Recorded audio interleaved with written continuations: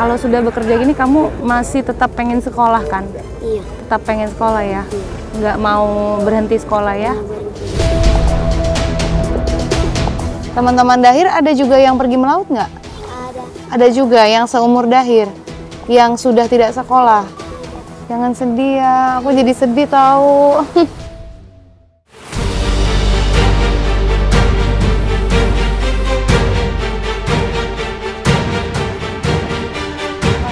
Hari ini saya bertolak menuju Pulau Kodingareng. Saya mengawali perjalanan dari pusat kota Makassar. Nah, di Dermaga Kayu Bangkok ini setiap hari ada mobilitas perahu dari area Losari Makassar menuju ke pulau-pulau sekitar, salah satunya Pulau Kodingareng. Dan ini nggak cuma untuk penumpang aja, tapi juga untuk loading barang.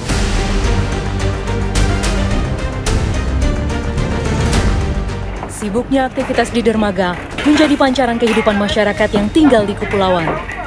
Mengangkut BBM hingga sembako merupakan barang pokok yang dimuat ke dalam kapal.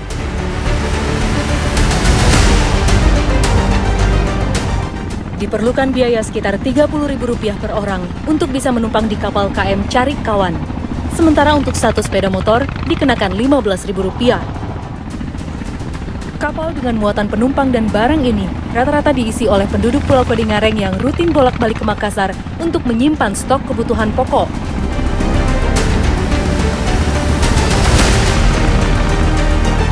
Satu jam perjalanan terlampaui, kami pun tiba di Pulau Kodingareng.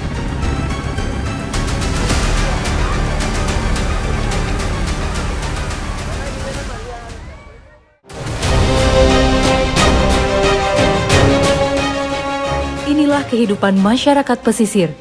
Pulau yang terdiri dari 6 RW dan dihuni oleh sekitar 4.000 penduduk, 95% sumber mata pencahariannya berasal dari laut. Ya, laut di perairan Selat Makassar terkenal akan potensi hasil tangkapannya yang menjanjikan.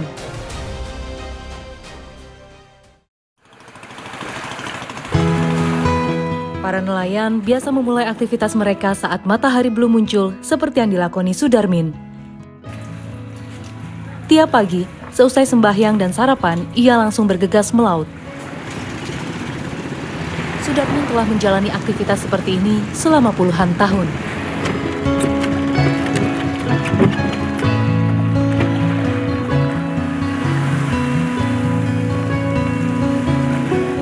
Saya pun mengikuti kegiatan mencari nafkahnya pada hari ini. Namanya alam, kondisi tentu tak bisa ditebak.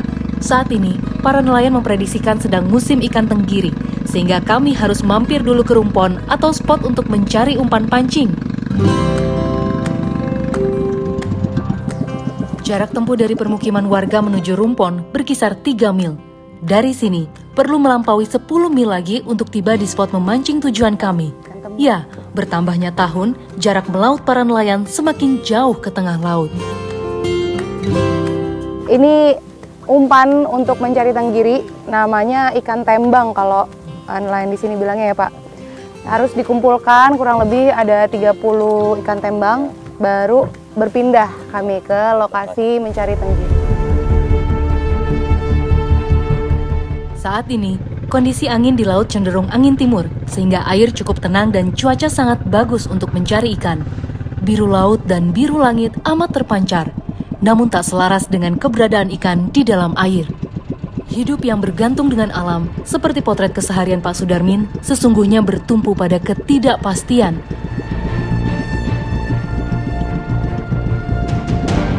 Sudah lebih dari 3 jam, kami belum juga mendapat tanda-tanda ikan nyangkut di mata pancing. Titik memancing dari satu spot ke spot lainnya kami lampaui dengan penuh asa. Usai menuai zong berkali-kali, kami berhasil mendapat 1 ekor ikan yang ditunggu-tunggu.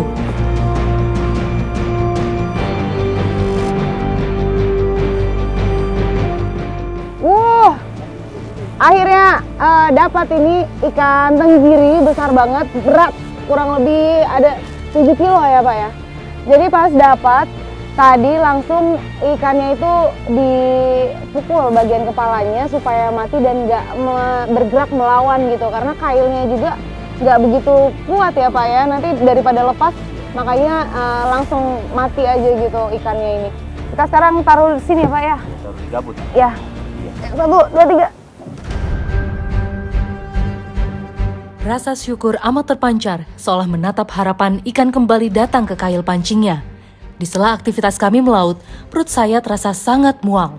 Ya, saya tak kuat menahan enek hingga terpaksa dimuntahkan. Pergerakan kapal yang tak menentu saat mesin dimatikan menjadi penyebab utamanya.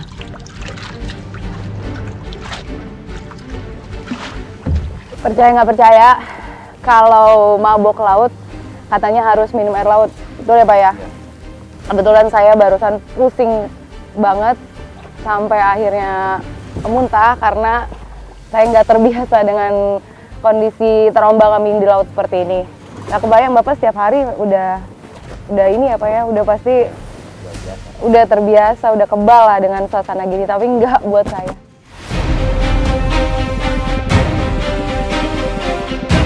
Beda dulu, beda sekarang.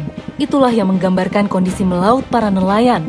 Proses pembangunan pelabuhan besar yang disayangkan mengeruk pasir laut mengganggu habitat ikan. Kondisi penambangan pasir untuk reklamasi daratan ini memang sudah berlalu sebab pelabuhan telah rampung. Namun dampaknya masih dirasakan oleh para nelayan. Menurut Bapak, apa yang paling terasa perbedaannya saat dulu Bapak melaut dan sekarang? Kalau dulu itu banyak sekali ikan dulu, kan kurang pencarinya. Ini sekarang banyak masyarakat, banyak juga yang mencari. Ya kalau dulu itu biasa 3 ekor ikan tenggiri, 4 ekor biasa. Ini sekarang 1 ekor. Ya. Dapat 1 udah alhamdulillah ya Pak ya. Nelayan di sini tuh sebenarnya mengharapkan apa sih Pak? Mengharapkan itu biasa juga mata pancing, pakai GPS juga.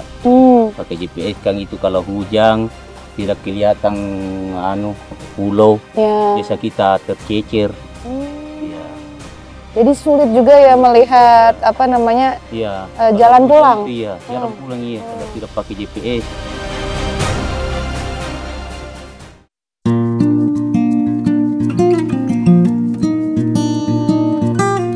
Nelayan Kodingareng sangat mengidamkan peningkatan kebutuhan sarana dan prasarana melaut mereka.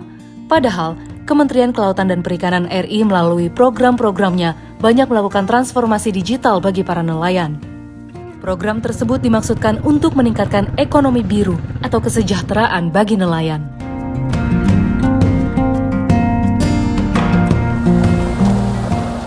Usai seharian melaut, saya dan Pak Sudarmin bergegas menjual hasil tangkapan. Hari ini, Pak Sudarmin mendapat 4 kg 3 ons bobot ikan yang setara Rp176.000. Artinya, 1 kg mendapat nilai sekitar Rp42.000. Upah yang didapat langsung disisihkan Pak Darmin untuk membeli bahan bakar minyak. Harga 1 liter minyak di sini berkisar Rp20.000. Setiap harinya, Pak Darmin membutuhkan minimal 12 liter BBM untuk pergi melaut. Padahal, perahu yang ia gunakan sehari-hari bukan miliknya. Ia puluhan tahun melakoni pekerjaan ini, dirinya hanya mampu menyewa perahu milik orang lain. Sungguh ironi. Di tengah kondisi alam yang semakin tidak menentu, ditambah adanya abrasi yang mengikis daratan, warga di sini yang mayoritasnya nelayan, fasilitas melautnya juga kurang memadai dari peralatan-peralatannya, belum lagi untuk mengisi bahan bakar minyak ya Pak ya, mengisi BBM sendiri gitu. Padahal perahunya juga milik 1 orang ya Pak ya, yang ada bosnya yang dipinjamkan ke nelayan-nelayan di sini.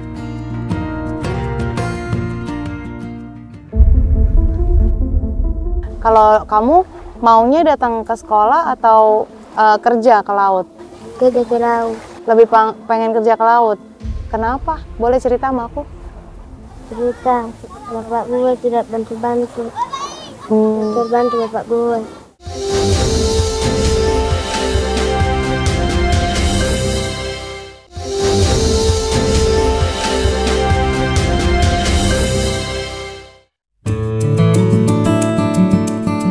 Ikan tangkapan nelayan kerap dimanfaatkan oleh ibu-ibu warga Pulau Kodingareng untuk dijadikan UMKM.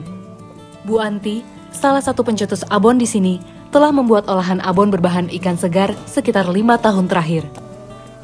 Rangkaian proses membuat abon dilakoninya secara telaten. Daging yang sudah dipisahkan dari durinya ini nanti akan dicampurkan dengan bumbu yang tadi dibuat ya Bu. Baru setelah dicampur ditumbuk lagi? Baru digoreng. Oke, ini kita masih menyuir-nyuir ikannya lagi ya Bu, dagingnya ya? Bu Anti dan saudara-saudaranya membuat olahan abon ikan jika ada pesanan. Jenis ikan yang digunakan untuk membuat abon bisa berbeda-beda, tergantung dari hasil tangkapan nelayan hari ini.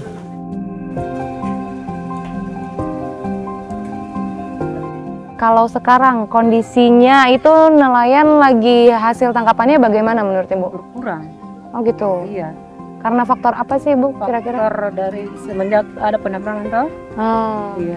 Jadi itu kurang, malah biasa dalam sebulan itu tidak ada yang dapat, kurang. Kalau nelayan yang nggak dapat ikan, Ibu juga nggak bikin abon dong? Iya, otomatis tidak bikin karena susah dulu tuh ikannya. Oh gitu. Oke. Tapi dalam sebulan biasa bikin, bisa beli dari pas kalau di Makassar murah tuh ikan beli di situ. Oh gitu, belinya harus nyebrang dulu ke sana ya Bu. Satu bungkus abon yang besar bernilai Rp20.000, abonnya, Bu. sementara bungkus kecil hanya Rp10.000 saja. Ikan Menjual abon ikan dilakoni Bu Anti semata-mata untuk penghasilan tambahan demi membantu perekonomian keluarga. Bu, Pak.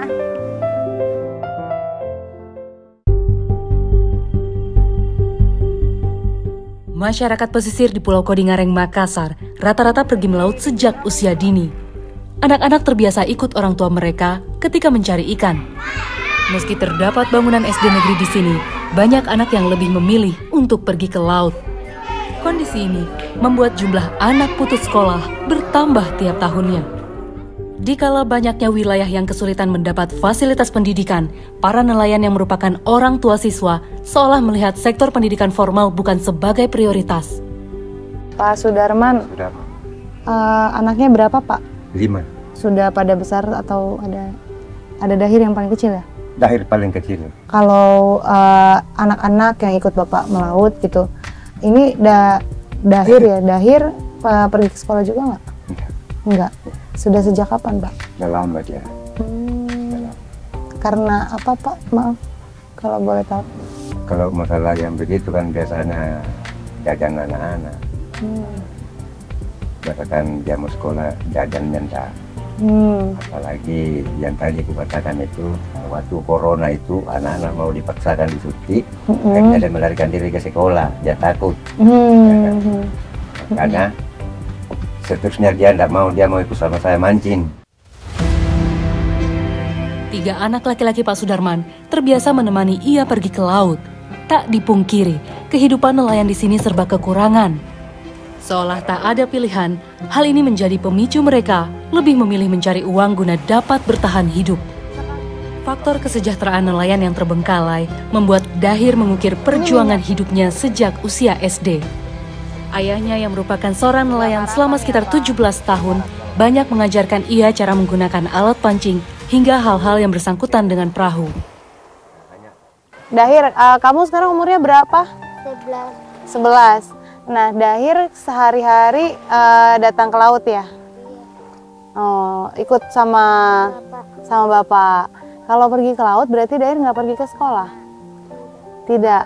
Oh gitu. Sudah dari kapan Dahir nggak datang ke sekolah? Ada corona. Oh dari COVID. Kalau kamu maunya datang ke sekolah atau kerja ke laut? Kerja ke laut. Lebih pengen kerja ke laut. Kenapa? Boleh cerita sama aku? Cerita, bapak gue tidak bantu-bantu. Terbantu bapak gue. Tapi ada keinginan nggak Dahir untuk kembali datang ke sekolah? Belum. Tapi pengen juga kembali sekolah lagi. Mungkin seharusnya kalau sekarang masih sekolah, Dahir sudah tamat SD ya. Kenapa sedih? Tidak. Dahir merasanya gimana sih? Malu. Malu ya. Jangan malu, Dahir masih bisa sebetulnya. Kalau Dahir punya keinginan yang kuat, kembali lagi ke sekolah ya kan? Kalau teman-teman Dahir gimana?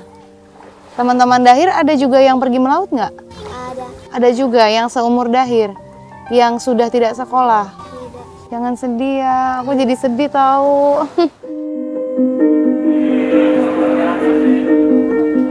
Kisah lain datang dari anak yang turut mencari uang dengan memanfaatkan hasil laut. Tak seperti Dahir yang pergi melaut, Fahri dan kawan-kawannya menjadi kurir angkut di sebuah tempat pelelangan ikan.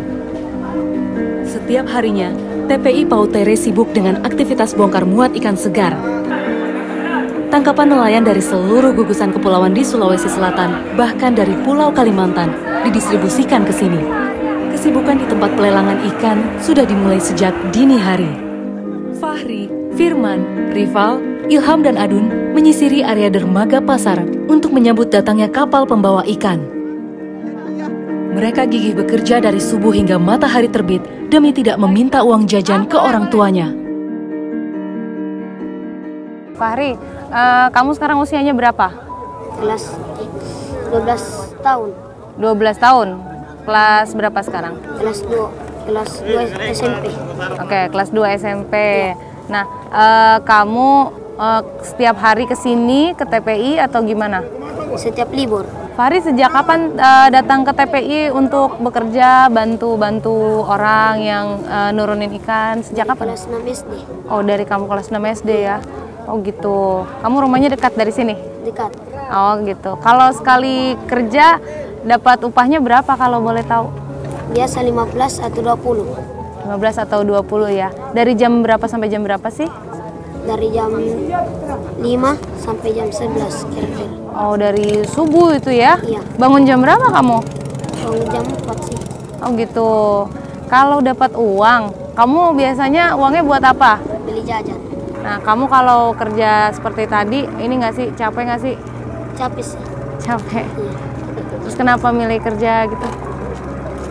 Mengisi waktu libur. Oh gitu.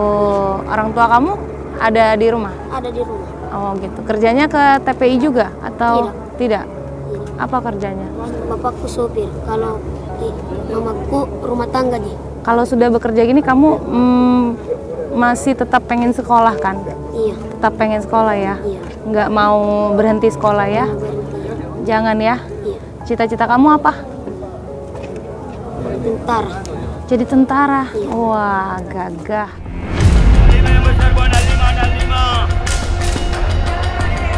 Orang tua Fahri tidak melarang ia untuk bekerja, asal tetap bertanggung jawab terhadap sekolahnya.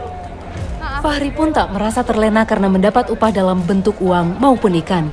Ia hanya pintar dalam mengoptimalkan hari liburnya. Fahri dan kawan-kawannya bekerja di tempat pelelangan ikan untuk mengangkut ikan yang baru datang dari kapal ke kios-kios pedagangnya. Nah, mereka kadang bayarannya pakai ikan, kadang pakai uang. Hal ini dilakukan sama mereka semata-mata untuk membantu orang tua sekaligus mencari uang jajan sendiri.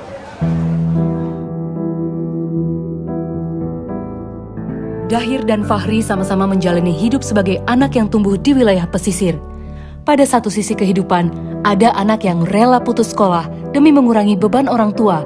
Dan di sisi kehidupan lain, seorang anak bekerja memikul beban berat, namun memilih tidak meninggalkan sekolahnya demi tetap meraih cita-cita.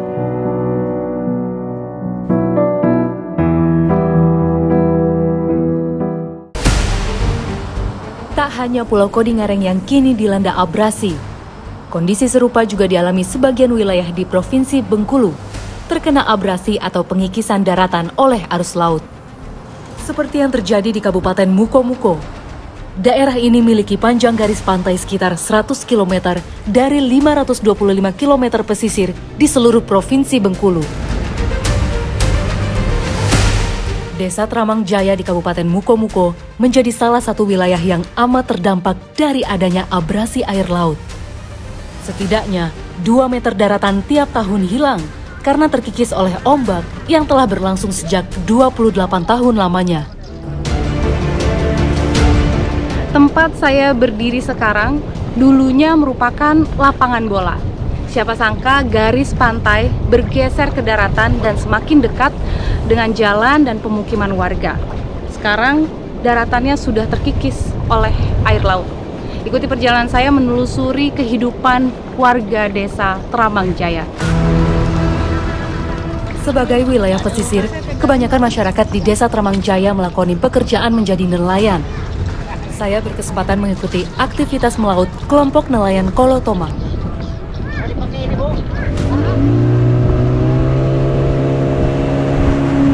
Sekarang ini saya bersama nelayan di desa Tramang Jaya. Kami mau melaut di Kuala Tramang.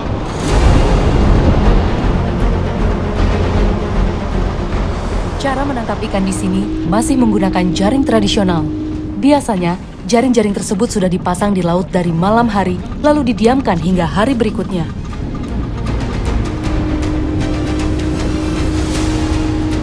Setelah memasangkan jaring, sekarang kami ada di spot yang berbeda untuk mengangkat jaring yang sudah dipasang dari semalam. Mudah-mudahan nih dapat ikannya ya Pak ya? Iya. Biasanya dapat nggak Pak? Dapat.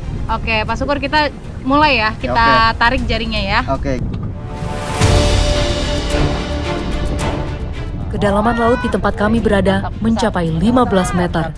Di lokasi ini, para nelayan biasa menghabiskan waktu hingga bermalam agar mendapat hasil tangkapan maksimal. Ikan yang didapat biasanya mengikuti musim ikan yang ada. Saat ini, kondisi arus laut sedang gelombang pesisir selatan yang menyebabkan angin kencang berembus ke arah kami. Wah, ini dapat ikannya besar banget. Jenisnya ikan tenggiri yang biasanya kalau kita makan somai. Nah, ini ternyata nih ikannya sebesar ini. Ikan ini didapat di jarak sekitar 3 mil dari daratan. Berarti ini lautnya masih terjaga banget ya.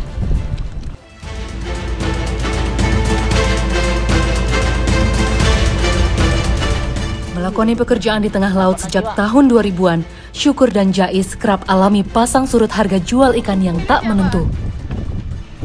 Kalau selama ini, melaut lah ya, itu kalau rata-rata penghasilan Pak boleh tahu nggak? Nggak menentu juga. Kalau penghasilan tuh hari ini dapat 100.000, besok mungkin dapat 500, besoknya lagi dapat 10.000 seperti itu. Pernah nggak dapat sama sekali? Ada. Untuk beli minyak pun susah ya Bang ya. Iya. Nah, itu. Kalau bagi kami nelayan desa Tramang Jaya khususnya, untuk harapan ke depan, ya mudah-mudahan untuk tambahan operasionalnya, terus dengan kondisi jaring kami yang tidak menentu, ya harapan untuk pemerintah instansi yang terkait, terus yang kedua lagi penjualannya juga harus jangan ini sepihak lah. Jais dan Syukur menggantungkan hidupnya pada hasil laut yang tak menentu. Peralatan menangkap ikan yang kondisinya tak prima, hingga tumpuan perahu kayu yang usianya sudah lapuk, menjadi perkakas satu-satunya milik mereka. Usai mendapat sejumlah tangkapan, kami bergegas membawanya ke daratan. Kebetulan, hari ini menjadi jadwal mobil pengangkut ikan datang ke dalam desa.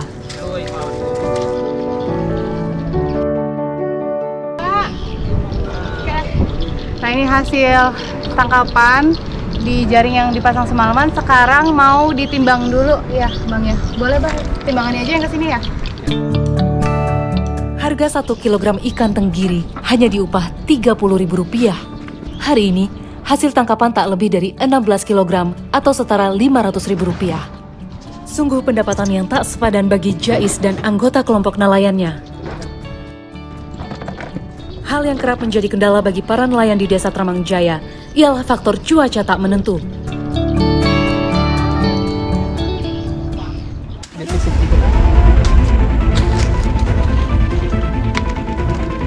Nipahnya ini ada di rawa-rawa yang sempit banget ruang geraknya.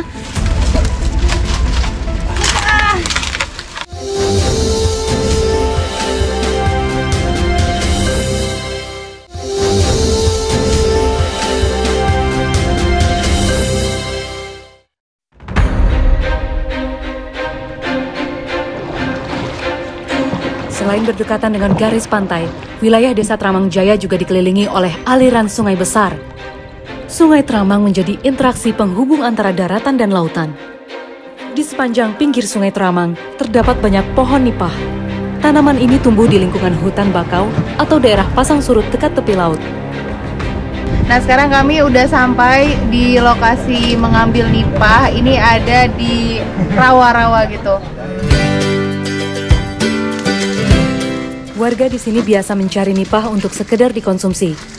Tanaman yang tumbuh secara liar ini menjadi berkah luar biasa, sebab dapat melindungi bibir pantai dari pengikisan daratan. Secara ekologis, tanaman ini dapat menjaga kelestarian sungai. Sementara itu, saya bersama sejumlah warga desa Tramangjaya mencari buah nipah yang masih muda. Jika warna kulitnya sudah coklat pekat, maka buah di dalamnya sudah keras dan tak lagi bisa dimakan. Ngambil nipahnya ini ada di rawa-rawa yang sempit banget ruang geraknya. Terus ini sekarang kita udah ngambil nih satu tandan kayak gini, berat banget. Ada kali 25 kilo ya Bang Rajal ya? Ada kali, beratnya segitu. Sekarang mau dipindahin ke sampan.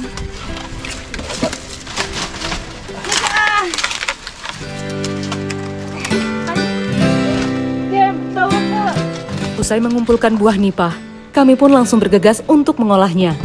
Saat di perjalanan kembali ke darat, saya mencoba memakan langsung nipah yang baru dikupas. Ini bisa langsung dimakan? Bisa. Oke. Nah, ini ternyata dalamnya buah nipah tuh kayak gini dan bisa langsung dimakan. Oke, saya mau cobain. Oke, yuk makan. Ini tangannya hilang.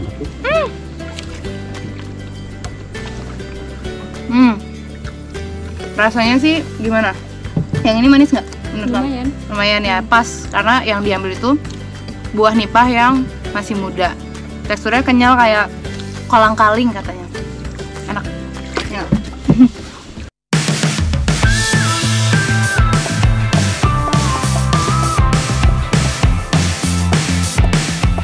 Ini kita dapetnya pas lagi yang manis-manis banyak ya Bang? Iya.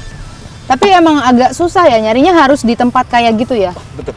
Oh. Apalagi lagi pasang agak susah. Iya. Dan apa kayak rawa-rawa kayak tadi harus Iya. lumpur-lumpuran. Ini sebenarnya dijual nggak sih Bang di sini? Oh, kebetulan untuk saat ini kita nggak jual. Oh. Cuma untuk konsumsi warga aja. Kenapa nggak dijual Bang? Karena mungkin itu tadi kita karena susah nyarinya, Hmm. jadi mungkin banyak juga sih orang luar yang kesini cuma buat ngambil, tapi kita nggak jual. Oh gitu. Jadi buat dimakan aja nih ya. Iya.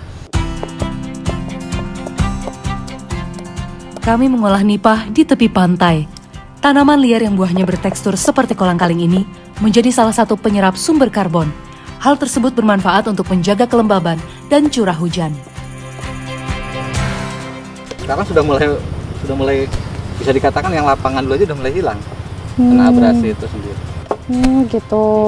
Sebenarnya tanaman nipah ini juga bisa untuk ini nggak sih mencegah abrasi gitu atau memang nggak sengaja tumbuh di situ gimana? Ya kalau spesifikasinya saya kurang paham. Cuma yang jelas ya pohon nipah ini bisa membantu juga untuk menghalang abrasi.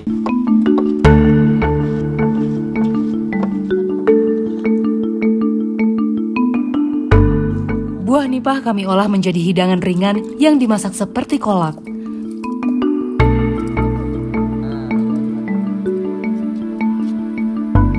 Buah seperti ini sudah sangat langka, namun banyak ditemukan di desa Tramangjaya.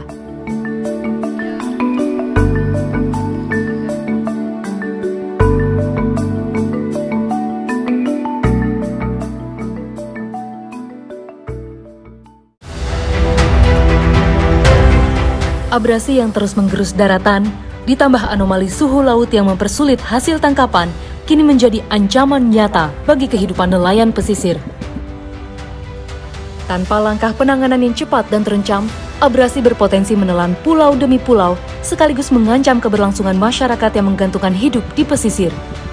Para nelayan berharap pemerintah hadir dengan solusi nyata agar abrasi dapat dikendalikan dan masa depan pesisir tetap terjaga dari ancaman laut yang kian meluas.